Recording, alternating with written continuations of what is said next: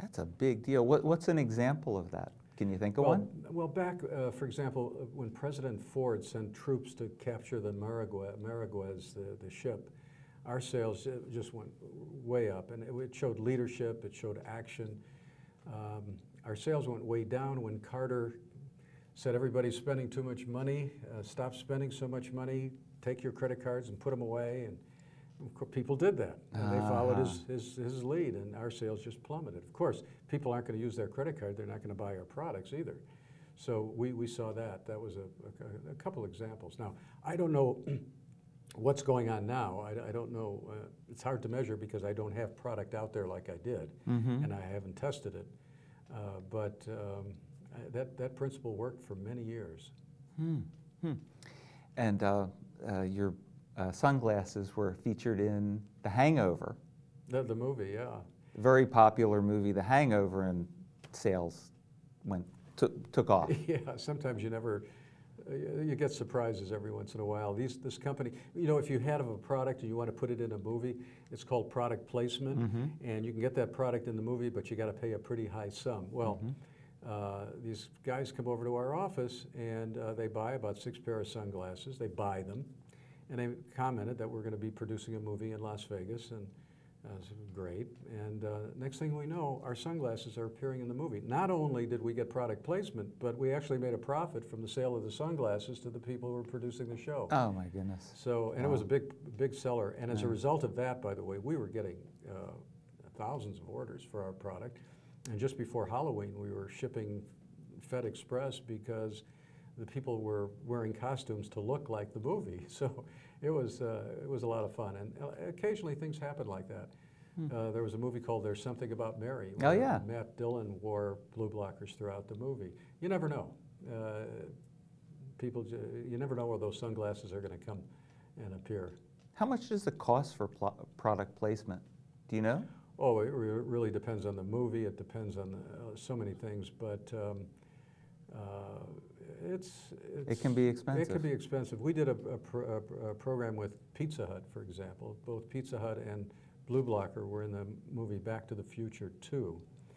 And I believe Pizza Hut paid quite a bit. We paid very little because Pizza Hut, what they did is they bought our sunglasses and used it to sell in their stores as incentives. So we've been in a number of movies and have experienced the Hollywood mentality and the things you got to do to get your product into movies. Yeah, that's a lot of fun. You majored in electronics, yeah, at the University of Miami, and from there you got drafted. Well, that was elaborate on that, but the thing that interests me is you were involved in military intelligence and CIA. Yeah, that's right. And there's a good story about the CIA, about a strip club. Oh, well, if you want me to tell that story. But no, I was in college. I had 3.5 years in electrical engineering. I was in ROTC, the Reserve Officer Training Corps. So I was going to be an officer, a second lieutenant, after I graduated. I only had a semester left. Well, the Army sent me a draft notice, and I wrote back and I said, I explained the situation, and they said, I'm sorry, they're just putting up the Berlin Wall. We need troops. You're going to be drafted. And there was nothing I can do. I appealed, but they said, no, you've got to go into basic training. So I went into basic training. They give the entire company, about 2,000 of the troops, a test. And I took the test, and I must have gotten 100 on it because they called me into their office. I was called into the office. And there's these 2 guys in civilian clothes and the commanding general. And he says, Sugarman, I just want you to know that you scored the highest of everybody here at the camp, and as a matter of fact, I think you got 100, and that's why we're calling you here. And then these 2 gentlemen in civilian clothes says, yes, and Mr. Sugarman, we'd like to interest you in joining Army Intelligence. What do they call that? Oxymoron. Oxymoron, yeah. So I said, well, what does this entail? He says, well, we'll send you to a spy school here in the United States. You'll spend 3-4 years learning how to be a spy and how to deal with defectors and all sorts of things, electronics, and then we'll send you to some foreign country, and and then we'll teach you the language in that country.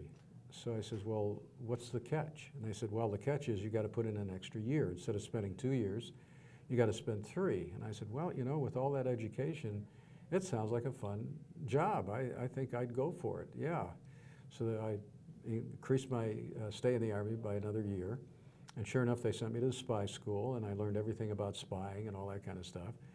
And then they shipped me off to Germany, and they taught me the language. I spent 6 months intensive language training, and learned the language. I speak German fluently even today, even though that was 30, 40 years ago. And sure enough, I got some really great assignments, and I was even assigned to the CIA. I worked for the CIA for a while, and then after I left the Army, I worked for the CIA as well for a short period of time.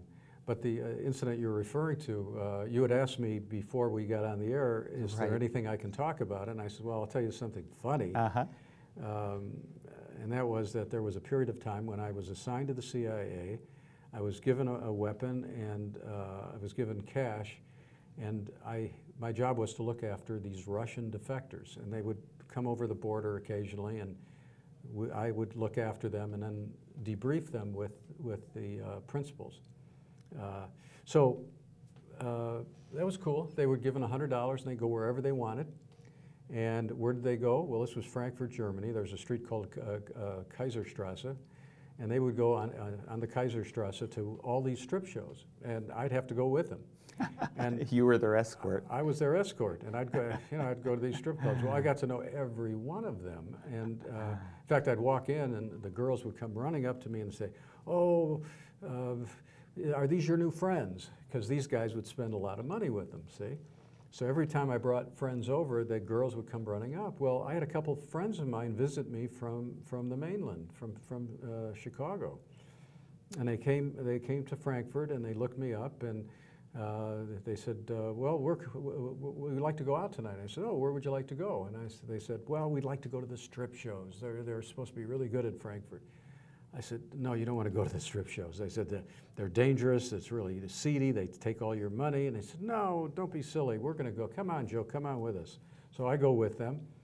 We all go to the first strip club, and the girls come rushing up to me and say, Joe, not Joe, but I had a different name at the time. Are these your friends? And I said, yeah, these are my friends. And these guys looked at me, kind of confused. And we went to another strip club, and the same thing happened. And they looked at me and they said, sure, yeah, you don't, these clubs are dangerous. You don't go to these, do you, Joe? So that was part of my job while I was not only in the military, but also assigned to the CIA. That's great. Getting paid to go to strip clubs. That's great. Yeah, you've had a really amazing life. I mean, I guess we all have amazing lives. I mean, you're a pilot. You've got some beautiful homes here on Maui. You came to Maui in the late 70s. Beautiful wife at the time, not any longer. Miss Yugoslavia, was she, or something? Miss Hungary. Miss Hungary. Mm-hmm. But really, I mean, you can talk about some of that if you want to, but a big motivator in your life has been helping people. Oh, absolutely. It's been the core of my being ever since I can remember. There's a spiritual principle, whatever you focus on expands. So if you focus on, for example, your business will expand. If you focus on your health will get better. If you focus on money, the money doesn't get more.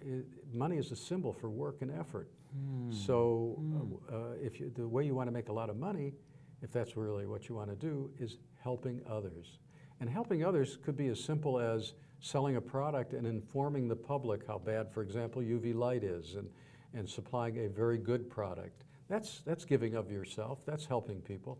I don't begrudge any of these very super successful multi-millionaire, billionaire people who have achieved enormous success. Obviously, they have given something to the society that society felt they felt it was so good that they rewarded them with a lot of money. Bill Gates is a good example. Oh, yeah. Warren Buffett. And these guys not only have given of themselves, but they're also very charitable. And I think that's really important when you're in business and you're doing well, that you help people.